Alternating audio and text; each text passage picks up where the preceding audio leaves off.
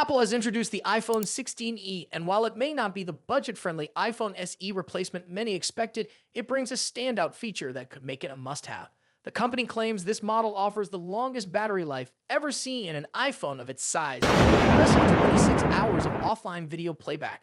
That's 4 hours more than the standard iPhone 16, making it a great option for those who want a phone that lasts all day without constant recharging.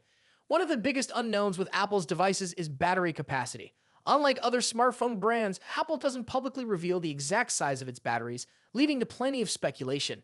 Many assume that the iPhone 16e's longer battery life was due to software improvements and a more efficient processor. However, a teardown by popular tech YouTuber Dave 2D has confirmed that the biggest reason behind this improvement is the battery itself. It's much larger than expected. The iPhone 16e houses a 3,961 mAh battery, nearly double the capacity of the last iPhone SE model. This is a major leap, putting it closer to Apple's high-end models in terms of battery performance. To put this into perspective, the iPhone 16e's battery is about 10% larger than both the iPhone 16 and iPhone 16 Pro. Even when stacked against the iPhone 16 Pro Max, Apple's best battery performer, the difference isn't as drastic as one might expect. The Pro Max only has an 18% larger battery, significantly closing the gap between the two. With such a big increase in battery capacity, the iPhone 16e is designed for users who need a phone that can keep up with their lifestyle. Whether you enjoy streaming videos, playing mobile games, browsing social media, or working on the go, this device promises to last longer without needing a charge. While Apple's software optimizations also contribute to efficiency, the larger battery itself plays the biggest role in extending screen time. However, there are always trade-offs. A larger battery usually means added weight, and the iPhone 16e is slightly heavier than its predecessors. That being said, most users are likely to overlook a small weight increase if it means significantly better battery life. A phone that lasts all day without needing to be plugged in is a major advantage, especially for people who are constantly on the move. Of course, real-world battery performance depends on individual usage. Apple's 26-hour video playback estimate is based on controlled tests, but factors like screen brightness, app usage, and background processes will impact battery life differently. Some apps drain power faster than others, and gaming or video editing will consume more energy than basic tasks like texting or browsing the web. Still, a larger battery suggests this model could be one of the longest-lasting iPhones to date. For those considering this device, upcoming reviews and battery tests will provide a clearer picture of how it performs in daily use. It will be interesting to see if Apple's claims hold up and whether this model truly sets a new standard for battery efficiency in the iPhone lineup. Does the improved battery life make the iPhone 16e more appealing to you, or were you hoping for other upgrades? Share your thoughts in the comments below. And if you found this video helpful, don't forget to like and subscribe for more updates on the latest tech trends. The Galaxy Z Flip 7 is generating a lot of buzz, but one big question remains. Will it use Samsung's in-house Exynos 2500 processor, or is it sticking with Qualcomm again? If the latest reports are true, Samsung may be dropping Exynos from its upcoming foldable. But is that really a bad thing? For a while, rumors suggested that Samsung was set to bring the Exynos 2500 to the Galaxy Z Flip 7. However, those plans may have hit a roadblock. Samsung has been dealing with ongoing production issues with its new chip, and things aren't looking great. Initially, the company intended to use the Exynos 2500 in the Galaxy S25 and S25 Plus, but due to low production yields, it had to switch entirely to Qualcomm's Snapdragon 8 Elite.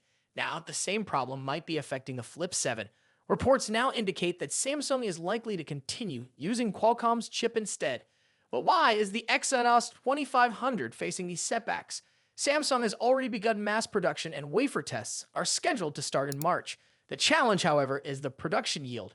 Right now, fewer than half of the chips produced are usable, and Samsung is only managing to make about 5,000 units per month.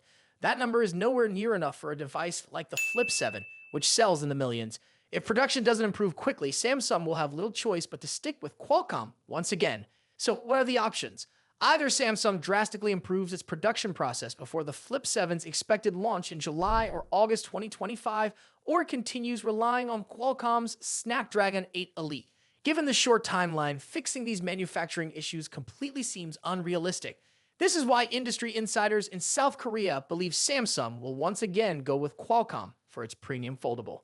But that doesn't necessarily mean the Exynos 2500 is out of the picture. Some reports suggest that instead of using it for the Flip 7, Samsung might introduce it in a different foldable, the rumored Galaxy Z Flip FE. This would be a more affordable version of the foldable phone, expected to launch later in 2025.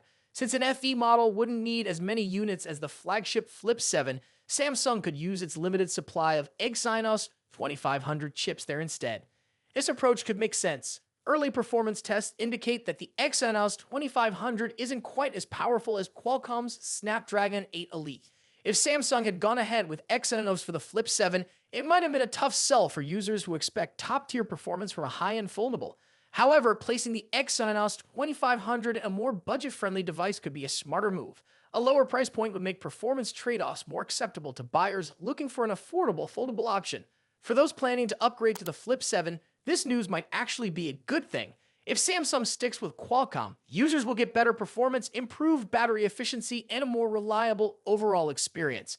The Snapdragon 8 Elite has already shown strong results, and keeping it in the Flip 7 ensures that Samsung's next foldable will be as fast and efficient as possible. Of course, there are still some Samsung fans who are hoping to see an Exynos-powered foldable, but given the current situation, it doesn't look like the Exynos 2500 will be ready for a flagship device just yet. Instead, Samsung might take this opportunity to fine-tune its chip and introduce it in a lower-cost model first before pushing it into high-end devices in the future. So, what do you think? Would you rather see the Flip 7 powered by Exynos, or do you prefer that Samsung sticks with Qualcomm? Share your thoughts in the comments. And if you found this video useful, don't forget to like and subscribe to stay updated on all the latest tech news. Has Apple finally decided to shake things up, or is this just another design experiment? Recent leaks suggest that the iPhone 17 Pro could feature a major change in its rear camera setup, one that bears a striking resemblance to Google's Pixel phones. This has sparked discussions among Apple fans and tech enthusiasts. Apple has always maintained a signature design, keeping its devices clean, simple, and easily recognizable. But now reports claim that the next iPhone series might introduce a camera layout similar to the Pixel 9. This raises the question, why is Apple considering this move, and what could it mean for the brand?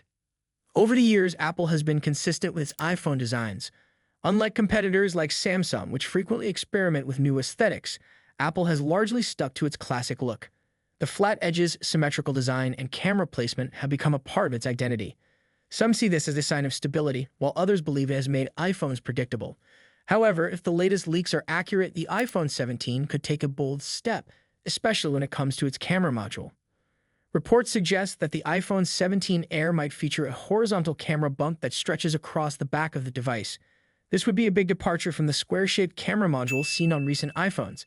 The design closely resembles Google's Pixel lineup, which has been using a horizontal camera bar for years. This immediately raises speculation.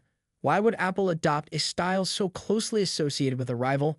Some believe it's an attempt to refresh the iPhone's appearance without making drastic changes, while others worry that it could make the device less distinct. However, Apple isn't just copying the Pixel. According to insiders, Apple's version of the horizontal camera bar will have its own unique touch. Unlike the Pixel's raised camera bump, Apple's design is expected to blend seamlessly into the phone's body. The camera island might be made of glass and slope smoothly into the aluminum frame rather than standing out as a separate element.